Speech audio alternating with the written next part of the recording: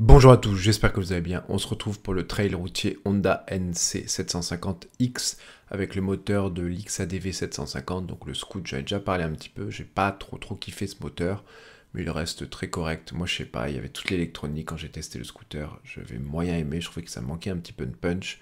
En tout cas, on est sur 58,6 chevaux, 69 Nm de coupe pour un 745 cm3 et 8 999 euros, 226 kg avec le plein. En vrai, on se rapproche vachement du trail que j'ai parlé hier de chez Triumph.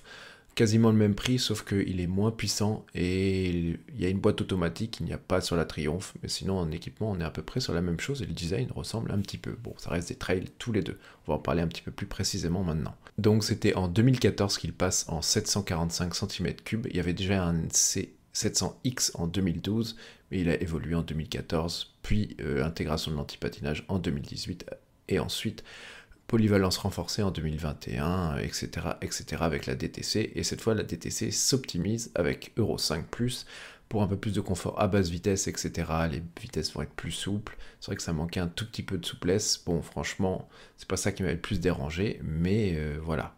Ils font quelques efforts à ce niveau-là. Alors, l'habillage de ce trail... ils font en sorte que le montage et le démontage soient facilités pour permettre d'accéder au moteur, etc. bien plus facilement et faire de l'entretien sur cette moto plus facilement. Ça c'est cool, surtout quand vous l'emmenez au garage et tout, ça fait gagner du temps. Et même quand vous faites tout vous-même, c'est un gain de temps non négligeable.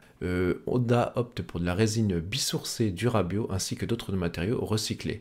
L'optique avant à LED est également renouvelée, tout comme le couvercle du coffre de 23 litres. Et l'optique à LED, c'est pas un mal parce que c'était vraiment pas son point fort, l'éclairage à cette moto.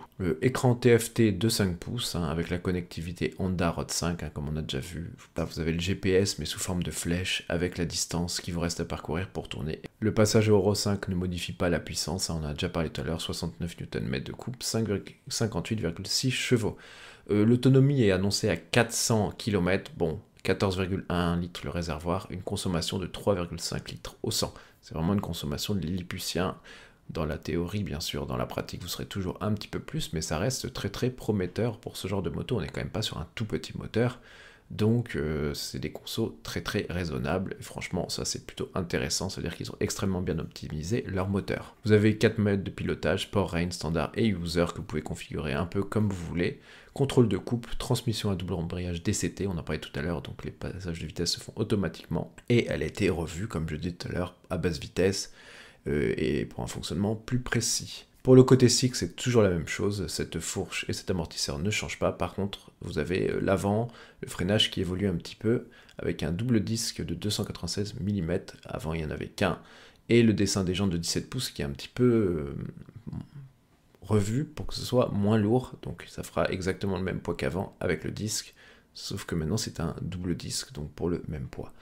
Franchement c'est cool parce qu'on sait que les masses non suspendues c'est ce qui est le plus important sur une moto. Donc 226 kg en ordre de marche, vous aurez 4 coloris pour cette moto, hein. Vert, noir, rouge et blanc, assez classique chez Honda, c'est vrai qu'on part jamais dans des excentricités, ce qui est un peu dommage parfois. 9 849 euros l'ancien millésime, et là 8 999 euros, donc Honda tape très fort encore une fois, ils baissent leur prix, ils augmentent la gamme. Moi je dis merci, franchement, Honda de continuer comme ça, à faire des motos qui défoncent comme la 1000, c'est une bonne journée, au revoir les riders, bye bye.